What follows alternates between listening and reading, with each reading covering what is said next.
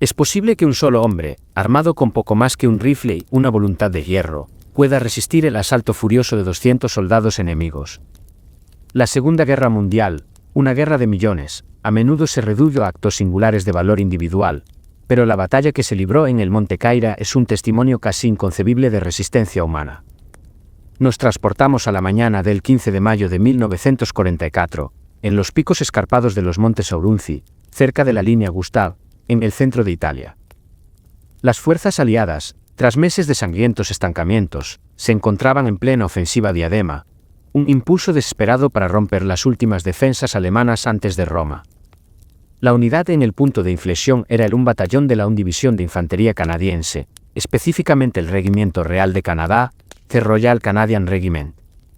Su objetivo inmediato era asegurar una posición fortificada conocida como Punto 609, una colina rocosa que dominaba el Valle del Liri. Frente a ellos, atrincheradas en búnkeres de hormigón y defendidas por nidos de M42, se encontraban las fuerzas alemanas del Cuerpo de Paracaidistas y elementos de la Fallschirmjägerdivision. Pero no fue una carga masiva lo que cambió la marea de la batalla, sino la acción solitaria de un simple infante que se encontró, de repente, completamente aislado, enfrentándose a un contraataque masivo destinado a aplastar la cabeza de playa canadiense. El protagonista de esta leyenda era el soldado de primera clase Ernest Albia, Smokey Smith, un hombre de 30 años originario de Vancouver, Columbia Británica.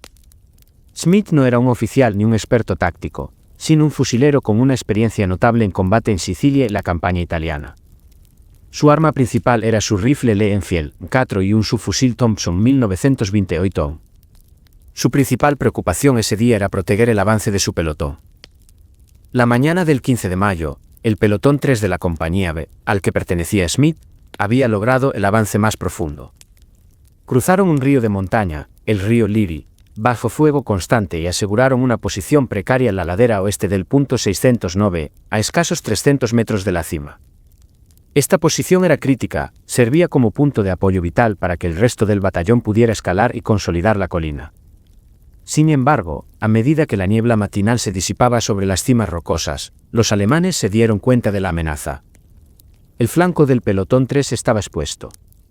El Hauptmann, capitán Kloss, al mando de una fuerza de respuesta compuesta por 2 compañías de granaderos de paracaidistas, Fallschirmgrenadiere, además de unos 25 ingenieros de combate italianos armados con Beretta 38, lanzó un contraataque brutal y concentrado.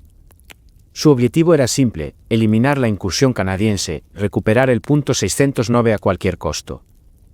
El cabo segundo Volkov no tenía forma de saber la magnitud de la fuerza que se aproximaba, pero el estruendo creciente de las botas de asalto y las órdenes en alemán gritadas a través del valle indicaban que esto no era una simple patrulla. La posición canadiense era vulnerable, el sargento de pelotón había caído herido, el teniente estaba tratando desesperadamente de organizar la defensa con las pocas ametralladoras Bren que les quedaban. Smith y otros 4 hombres habían sido destacados para cubrir una brecha de terreno rocoso, cerca de un terraplén de ferrocarril abandonado.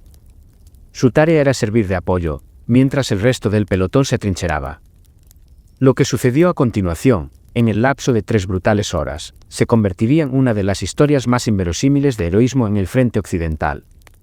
La fuerza combinada del Eje, estimada posteriormente en más de 200 efectivos, se dirigía directamente hacia el precario puesto de Smith. A las 08:30 horas, el asalto comenzó con un feroz bombardeo de mortero de 81 que impactó directamente en el puesto de observación canadiense. La metralla hirió al hombre que estaba junto a Smith, y los otros 3 soldados de la posición se vieron obligados a retirarse brevemente para buscar refugio y atender a sus heridos. En ese momento crucial, el soldado Smith se encontró solo, cubriendo una brecha de no más de 50 metros de ancho. El paisaje era una mezcla de rocas dentadas y árboles de oliva carbonizados, lo que ofrecía una visibilidad limitada pero también pocos lugares para esconderse. El aire olía a pólvora quemada y tierra húmeda. A las 09:00 horas, el primer elemento del contraataque emergió de la bruma. Eran unos 30 granaderos de paracaidistas avanzando en formación de asalto, armados con sus fusiles Fi-42 y granadas de palo Stielhandgranate 24. Smith, con la calma de un hombre que ya había aceptado su destino, abrió fuego con su Thompson.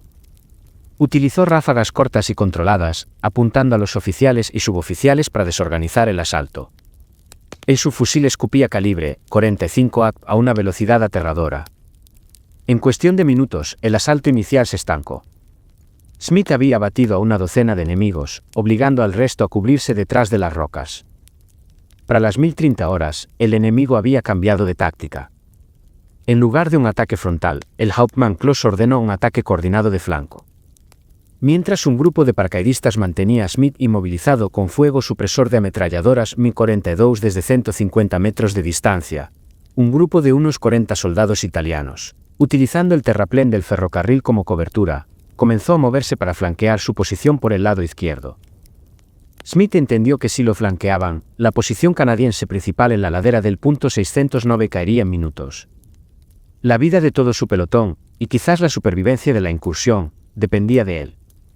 Sin dudar, Smith recogió un puñado de granadas de fragmentación 36 mm que llevaba en su equipo. Salió de su cobertura, corriendo 20 metros bajo fuego, y comenzó a lanzar las granadas a ciegas sobre el terraplén. El sonido de las explosiones y los gritos ahogados le indicaron que su táctica había funcionado, deteniendo temporalmente el movimiento de flanqueo. A las 1200 horas, la situación se hizo desesperada. El fuego de supresión alemán se intensificó con el apoyo de un cañón antitanque de 7 de mayo Compact 40 que, aunque no podía alcanzar directamente a Smith, estaba destrozando el terreno circundante, levantando cascadas de tierra y metralla. Smith ya había agotado su munición del Thompson. Recogió su Leenfield. El fusil de Cerrollo exigía una precisión y una cadencia de tiro que superaba las capacidades de un hombre normal. Pero Smith no era un hombre normal en ese momento. Utilizando el humo y el ruido como cobertura, mantuvo un ritmo de fuego preciso, deteniendo cualquier intento alemán de asalto final. Poco sabía él que lo peor aún estaba por llegar. La crisis se materializó con el rugido metálico. A las 13:30 horas, los alemanes decidieron que un simple infante no justificaba más tiempo. Desplegaron su arma secreta en esa zona de montaña, un Sturmgeschütz y Stubi, un cañón de asalto blindado. El vehículo, camuflado con ramas, avanzó lentamente, disparando su cañón de 7 de mayo contra las rocas que protegían la posición de Smith. El primer impacto del Stubi redujo a polvo el pequeño refugio de Smith, dejando al soldado aturdido, cubierto de polvo y sangre, pero milagrosamente intacto. El Stubi se detuvo a solo 30 metros de distancia, preparándose para su siguiente andanada, que seguramente sería la última. Simultáneamente, unos 60 granaderos de paracaidistas, viendo el apoyo blindado, se levantaron para un asalto total. El objetivo ya no era rodearlo, era simplemente arrollarlo. Smith estaba solo, desarmado temporalmente y cara a cara con la muerte blindada. La visión era imposible, el Stubi era una mole de acero invulnerable a sus granadas y rifle, mientras que la oleada de soldados enemigos se acercaba rápidamente, disparando sus Fi-42 en ráfagas completas.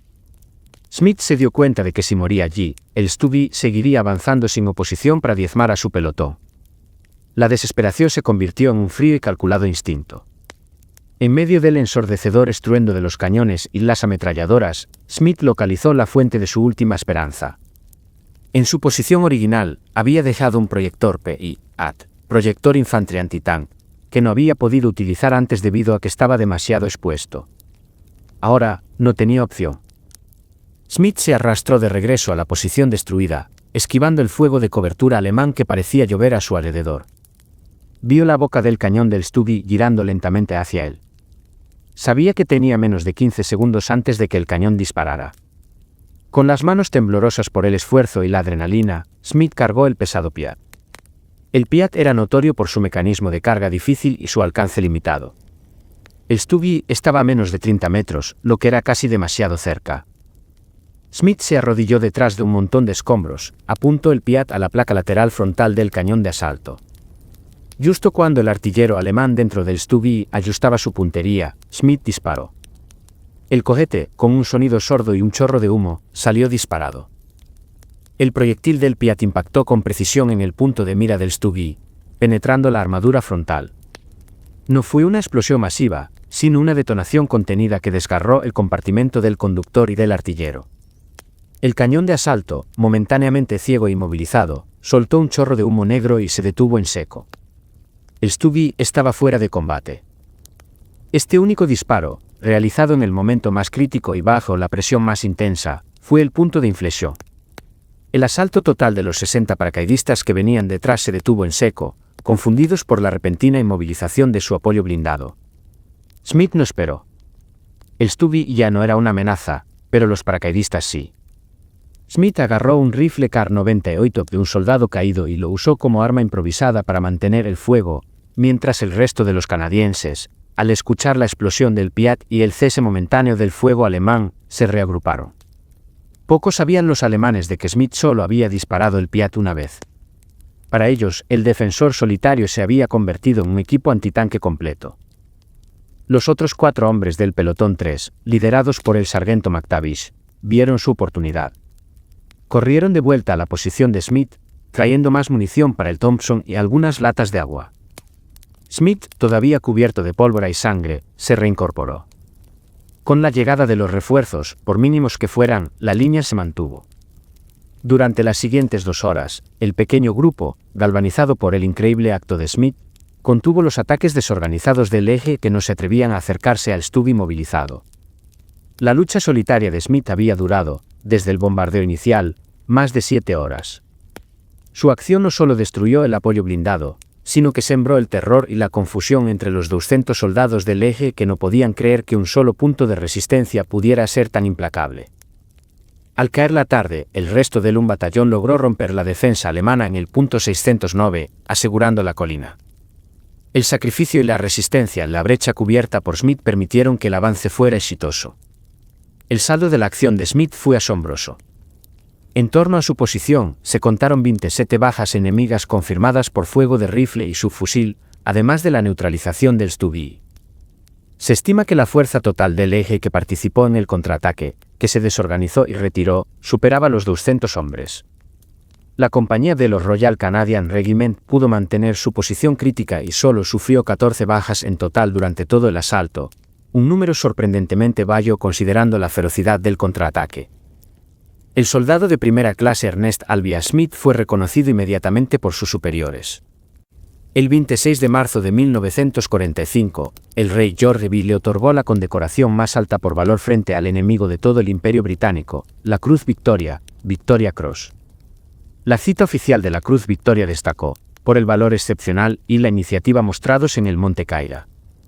Él sostuvo esta posición crítica contra una abrumadora fuerza enemiga de unos 200, destruyendo un cañón de asalto y manteniendo la posición hasta que llegaron refuerzos, salvando así la vida de los hombres de su compañía y permitiendo que se asegurara la posición vital. La historia de Ernest "Smokey" Smith se convirtió en sinónimo de la tenacidad canadiense en Italia. Su acto no solo salvó a su compañía ese día, sino que facilitó directamente la toma del Monte Caira, uno de los últimos baluartes de la línea Gustav, acelerando la caída de Roma.